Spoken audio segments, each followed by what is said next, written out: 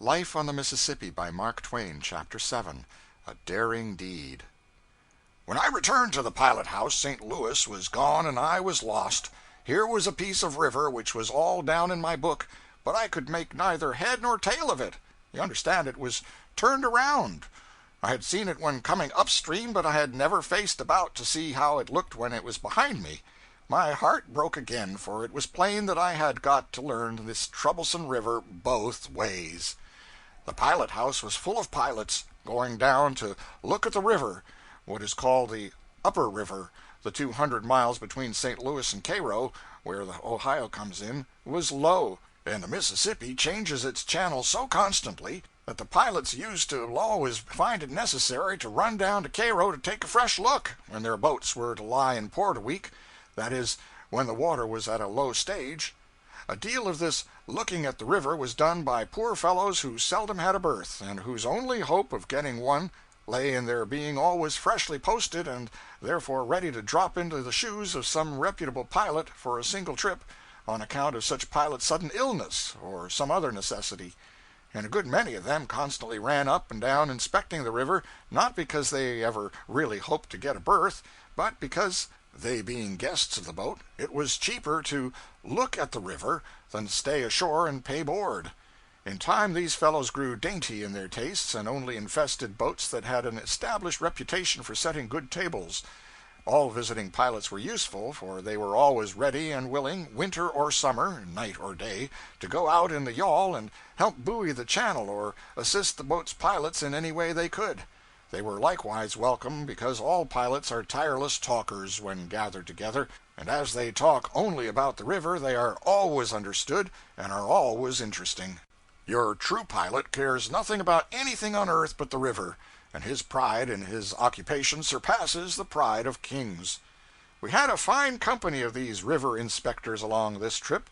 There were 8 or 10, and there was an abundance of room for them in our great pilot house.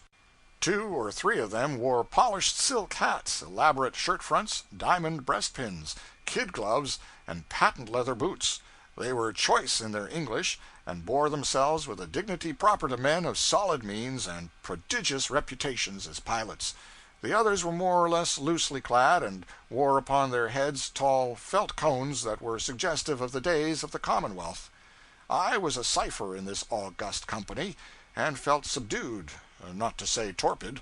I was not even of sufficient consequence to assist at the wheel when it was necessary to put the tiller hard down in a hurry.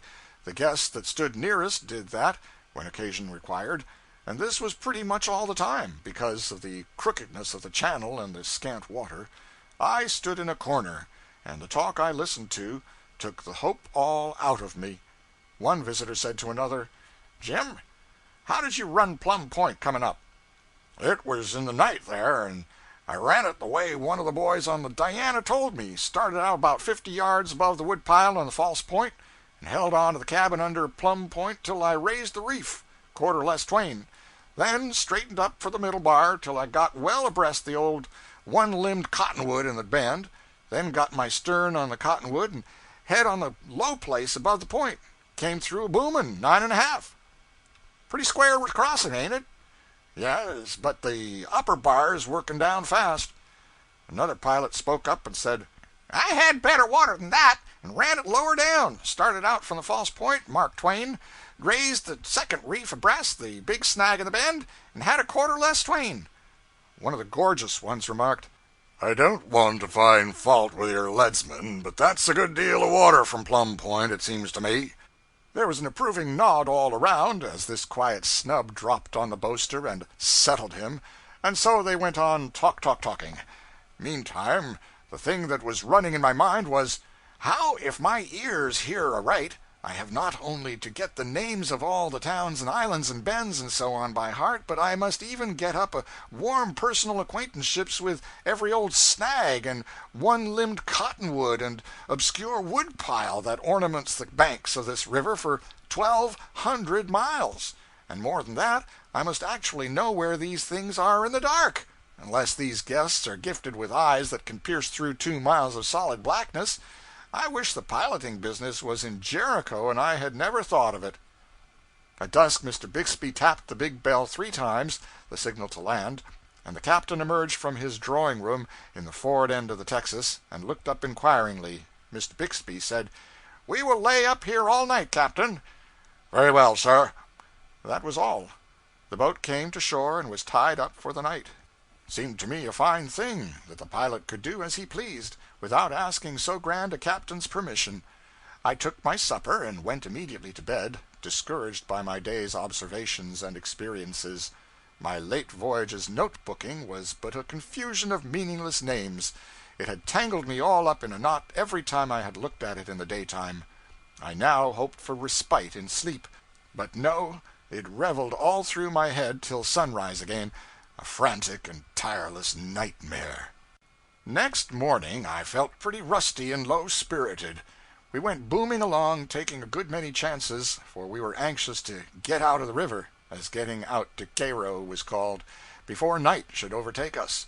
But Mr. Bixby's partner, the other pilot, presently grounded the boat, and we lost so much time in getting her off that it was plain that darkness would overtake us a good long way above the mouth. This was a great misfortune, especially to certain of our visiting pilots whose boats would have to wait for their return, no matter how long that might be. It sobered the pilot house talk a good deal. Coming upstream, pilots did not mind low water or any kind of darkness. Nothing stopped them but fog. But downstream work was different. A boat was too nearly helpless, with a stiff current pushing behind her, so it was not customary to run downstream at night in low water. There seemed to be one small hope, however. If we could get through the intricate and dangerous Hat Island crossing before night, we could venture the rest, for we would have plainer sailing and better water. But it would be insanity to attempt Hat Island at night, so there was a deal of looking at watches all the rest of the day, and a constant ciphering upon the speed we were making. Hat Island was the eternal subject. Sometimes hope was high, and sometimes we were delayed in a bad crossing, and down it went again. For hours all hands lay under the burden of this suppressed excitement. It was even communicated to me, and I got to feeling so solicitous about Hat Island, and under such an awful pressure of responsibility, that I wished I might have 5 minutes on shore to draw a good, full, relieving breath, and start over again. We were standing no regular watches. Each of our pilots ran such portions of the river as he had run when coming upstream, because of his greater familiarity with it, but both remained in the pilot house constantly. An hour before sunset, Mr. Bixby took the wheel, and Mr. W. stepped aside. For the next 30 minutes every man held his watch in his hand, and was restless, silent, and uneasy. At last somebody said, with a doomful sigh, "Well, yonder's Hat Island, and we can't make it." All the watches closed with a snap. Everybody sighed and muttered something about its being too bad, too bad. If we could only have got here half an hour sooner. And the place was thick with the atmosphere of disappointment. Some started to go out, but loitered, hearing no bell tap to land. The sun dipped behind the horizon. The boat went on. Inquiring looks passed from one guest to another, and one who had his hand on the doorknob and had turned it, waited, then presently took away his hand and let the knob turn back again. We bore steadily down the bend. More looks were exchanged, and nods of surprised admiration, but no words. Insensibly the men drew together behind Mr. Bixby, as the sky darkened and 1 or 2 dim stars came out. The dead silence and sense of waiting became oppressive. Mr. Bixby pulled the cord, and 2 deep, mellow notes from the big bell floated off on the night. Then a pause, and 1 more note was struck. The watchman's voice followed from the hurricane deck, "Labboard lead there! Stabboard lead!" The cries of the leadsmen began to rise out of the distance, and were gruffly repeated by the word passers on the hurricane deck. "Mark 3! Mark 3! Quarter-less 3! Half Twain! Quarter Twain! Mark Twain! Quarter-less!" Mr. Bixby pulled 2 bell ropes, and was answered by faint jinglings far below in the engine room, and our speed slackened. The steam began to whistle through the gauge cocks. The cries of the leadsmen went on, and it is a weird sound always in the night.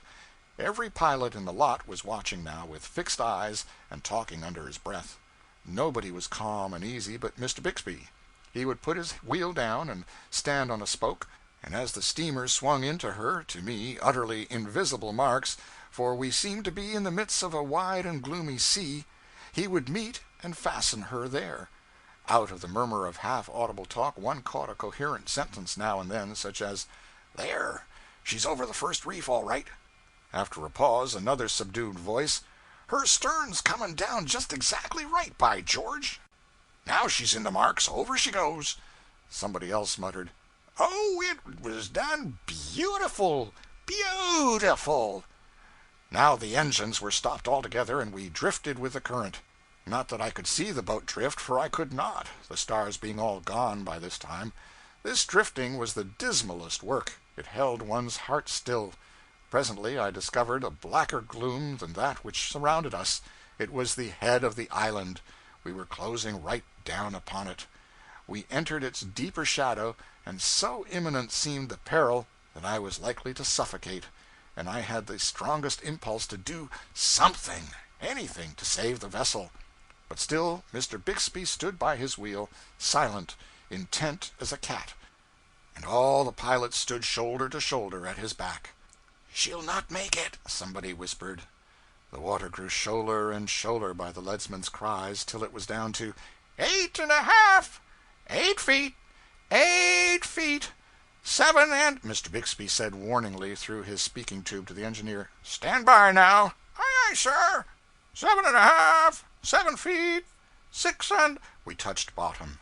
Instantly Mr. Bixby set a lot of bells ringing, shouted through the tube, "Now let her have it, every ounce you've got." Then to his partner, "Put her hard down, snatch her, snatch her." The boat rasped and ground her way through the sand, hung upon the apex of disaster a single tremendous instant, and then over she went. And such a shout as went up at Mr. Bixby's back never loosened the roof of a pilot house before. There was no trouble after that. Mr. Bixby was a hero that night, and it was some little time, too, before his exploit ceased to be talked about by rivermen. Fully to realize the marvelous precision required in laying the great steamer in her marks in that murky waste of water, one should know that not only must she pick her intricate way through snags and blind reefs, and then shave the head of the island so closely as to brush the overhanging foliage with her stern, but at one place she must pass almost within arm's reach of a sunken and invisible wreck that would snatch the hull timbers from under her if she should strike it, and destroy $250,000 worth of steamboat and cargo in 5 minutes, and maybe 150 human lives into the bargain. The last remark I heard that night was a compliment to Mr. Bixby, uttered in soliloquy and with unction by one of our guests. He said, "By the shadow of death, but he's a lightning pilot." End of chapter 7.